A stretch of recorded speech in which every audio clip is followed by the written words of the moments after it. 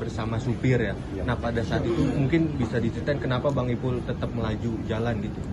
Baik, ya jadi gini, saya itu pertanyaan sangat bagus karena terus terang saya merasa tidak punya salah, saya merasa tidak punya dosa. Tiba-tiba ada motor sebelah kiri nyuruh saya berhenti, tapi dengan cara yang tidak baik gitu ya. Jadi saya otomatis refleksi sebenarnya gitu. Akhirnya saya tiba-tiba berpikir, walaupun memang sempat yang memberhentikan saya itu sudah menjelaskan polisi, tapi saya tidak begitu percaya gitu kan. Masa polisi seperti ini itu suasana apa dengan saya gitu. Sedangkan semua perlengkapan lengkap, ya kan, plat nomor aman gitu kan. Saya juga nggak ada narkoba, nggak ada apa gitu. Jadi saya takut. Nah saya di situ justru cari perlindungan, mau cari kantor polisi karena yang ngegedor saya ngaku polisi. Di situ saya makanya sejerit, saya bilang, akhirnya saya berpikiran negatif, saya mohon maaf banget kepada tim dari Polsek Tambora yang saya tiba-tiba udah berpikir negatif, saya pikir begal, makanya saya teriak-teriak, begal, tolong ini saya Saiful Jamil, sampai teriak begitu, meyakinkan masyarakat bahwa saya benar dalam keadaan lagi apa namanya, ya lagi minta tolong gitu. Itu aja sih mungkin salah satu alasan saya kenapa saya terus melaju, karena saya lagi mau cari kantor polisi. Saking takutnya, padahal saya ingat gitu bahwa di ujung jalan tuh ada Polres yang begitu bagus, ada masjidnya, tapi begitu kondisi pada saat itu saya ngeblank gitu. Jadi saya cari perlindungan seperti itu. Pada saat Pak Ipul terus melaju nih, Pak Ipul sempat nanya ke si asisten atau si S juga, kenapa ini gitu? Terus si S, apa jawaban dari si S ini? Enggak ada, karena saya tidak ada curiga kepada asisten saya. Makanya saya sempat curiganya kok asisten saya ini lama banget gitu kan. Jadi kronologinya begini teman-teman ya.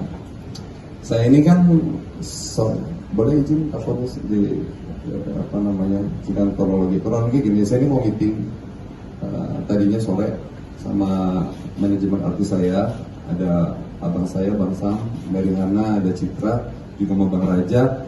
Tiba-tiba asisten saya ini melihat waktu begitu luang, dia bilang, Bang gimana sebelum kita ke tempat meeting, ke tempat ibu saya dulu, dia bilang begitu. Ini kan ada perlengkapan di rumah nih, ada panci, ada penggorengan nggak kepake, ada mubazir bekarat, ini buat ibu saya. Nah ngedengar kata ibu kan saya merasa teranyuh kan, dan saya juga melihat asisten saya ini selama kerja sama saya ini tidak pernah mengecewakan. Dia benar-benar orang yang jujur, ya orang yang tulus, makanya saya nggak nyangka kalau dia itu terlibat narkoba gitu kan. Nah tiba-tiba ya udah akhirnya nyampe depan gang rumahnya.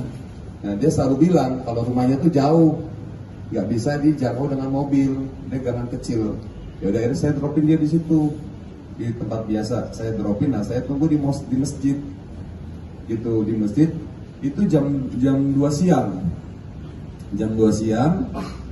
saya tungguin kok sampai jam 3, lama banget ini ngedrop panci penggorengan gitu. Tapi saya sama sekali nggak ada berpikir negatif kalau dia itu sedang melakukan hal-hal yang melanggar hukum gitu. Jadi setelah dia udah nyampe jam 3, saya ingat banget tuh karena di situ saya wudhu, rencana mau sholat di daerah Jakarta Barat. Tiba-tiba di perjalanannya itu ada teman-teman dari kepolisian yang menyuruh saya stop. Situlah kejadiannya seperti itu. Tadi dia bilang mau ngasih panci, berbicara segala macam ke dia. Pas dia turun abang dropin itu benar bawa panci segala macam. Iya, karena memang ada kantong plastik besar dan saya melihat, dan itu memang barang-barang saya seperti itu, kantong besar segini, dan dia dijemput sama temennya naik motor. Temennya itu si R itu. Saya nggak tahu, pokoknya saya nggak lihat. Gitu saya dropin dan saya langsung maju. Nah, 1 jam udah itu dia udah 1 jam. Saya tunggu, udah saya nggak berpikiran negatif apa-apa, ya tiba-tiba ya saya disetopin, saya bilang, kenapa ini disetop? Ya udah saya berpikir, wah ini kayaknya begal nih, gitu, seperti itu. Kan sempat ada adegan yang buang barang bukti ya bang, itu abang sendiri tahu nggak bang? Nggak tahu, saya nggak tahu, karena saya di sebelah kiri. Pokoknya saya nggak tahu kalau si asisten saya ini terlibat narkoba, nggak tahu. Itu aja sih. Tapi enggak bang, pas si S ini buang barang itu nanya itu apa yang dibuang gitu bang? Enggak. Saya justru fokusnya yang ngejar-ngejar gitu. bekal saya bilang begitu. Bang Ipul pada saat buka mobil kemudian turun terus menjelaskan segala macam sampai jatuh duduk ke bawah terus ada orang pakai bawa borgol.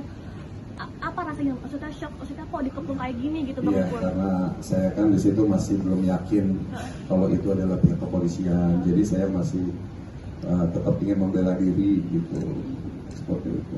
Ada kabar diseret-seret itu benar apa enggak Bang Ipul?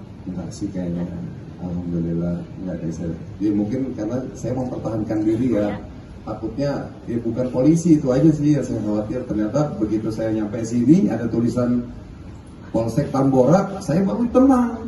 Alhamdulillah benar ini polisi. Saya tadi berpikir, saya mau dibawa kemana nih? Iya. Wah udah berpikir, kayaknya saya bakal dibunuh gitu kan.